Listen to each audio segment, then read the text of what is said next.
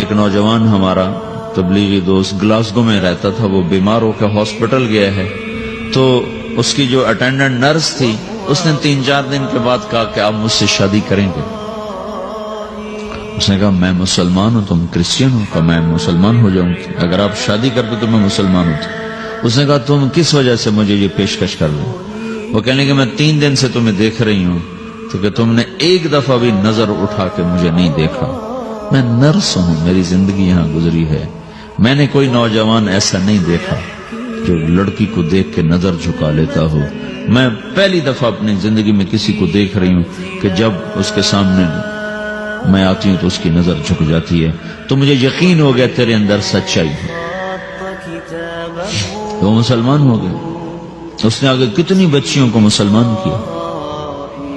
پھر اشفاق احمد صاحب مرحوم تھے، یہ ڈرامہ رائٹر، ان سے اچھی سلام دعا تھی میری، تو ایک دن مجھ سے کہنے لگے کہ میں تبلیغ کے کام سے متاثر ہوا ہوں انگلینڈ جا کر، پاکستان میں نہیں انگلینڈ جا کر، تو میں ایڈمبرا میں پارک میں بیٹھا تھا، میری بیوی میرے ساتھ بیٹھی تھی، تو ایک جماعت آئی، انہوں نے آ کر اذان دی مغرب کی اور نماز پڑھی۔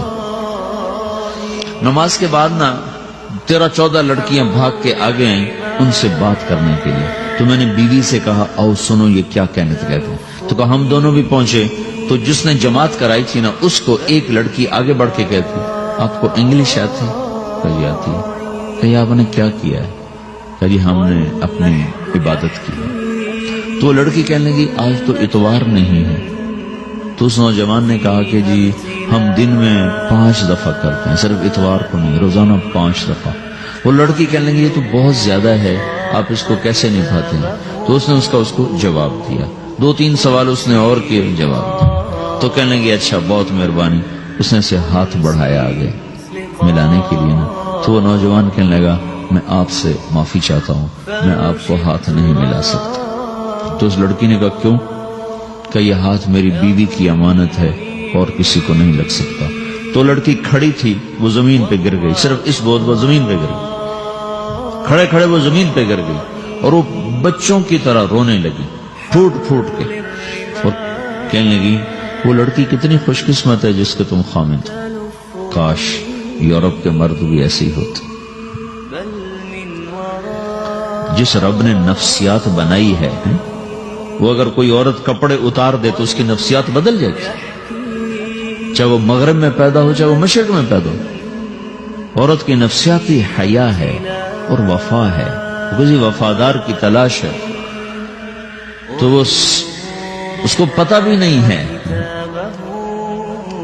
کہ مشرق کا حیا کیا ہے، لیکن وہ اس کو اللہ نے عورت بنایا ہے، اس کے اندر کی وہ نہیں مر سکتی چیز۔ کاش یورپ کے مرد بھی ایسے ہوتے۔ اور آنسو پوچھتی ہوئی وہاں سے اٹھ کے چل دی۔ تو اشفاق صاحب مرحوم کہنے لگے میں نے اپنی بیوی سے کہا بانو آج وہ تبلیغ ہوئی ہے کہ لاکھوں کتابیں بھی چھپ جاتی، وہ کام نہ ہوتا جو یہ نوجوان اپنے عمل سے کر گیا۔ تو میرے عزیزو کٹی پتنگ نہ بنو، اپنی کٹی پتنگ کی منزل کوئی نہیں رہتی۔ اللہ اس کے رسول کے ہاتھ میں اپنے ڈور دے کے چلو، اللہ اس کے رسول کی غلامی میں اپنے آپ کو چلاؤ تو اللہ تمہیں بھاگ لگائے، عزت بھی دے گا۔ اپنی منمانی میں کوئی راحت نہیں، اللہ کی قسم کوئی راحت نہیں۔ 6 بر اعظم پھر کے تمہیں بتا رہا ہوں کہ جو اپنی ترتیبوں پر چلنے والوں کے دکھ آپ لوگ اندازہ نہیں لگا سکتے۔ چلنا ہے تو اللہ اس کے رسول کی زندگی کو اپنا کے چلو، اللہ تمہاری دنیا بھی سکھ والی بنائے گا، آخرت بھی سکھ چین والی بنائے گا۔ لیکن یہ سیکھنا پڑے گا۔ تبلیغ اس کو سیکھنے کی محنت ہے اور اس کو آگے پہنچانے کی محنت۔ تو یہ عمر ہے، اس وقت ساری دنیا اسلام کے لیے تیار ہے، چونکہ نظریاتی طور پر دنیا شکست کھا چکی، کسی کے پاس کچھ نہیں۔ تو ہمارے پاس ایک ایسا خوبصورت نظریہ ہے کہ جو ان کو بڑی تیزی سے اپنی طرف کھینچ سکتا ہے، اور اللہ کا احسان ہے کہ تیزی کے ساتھ نسلوں کا رخ اللہ کی طرف ہو رہا ہے۔ تھوڑی ہمت کرو، چھٹیوں کا وقت تبلیغ میں دو، باقی وقت اپنی تعلیم کو دو، گھر جاؤ تو ماں باپ کے خادم بن کے رہو، نوکر بن کے رہو۔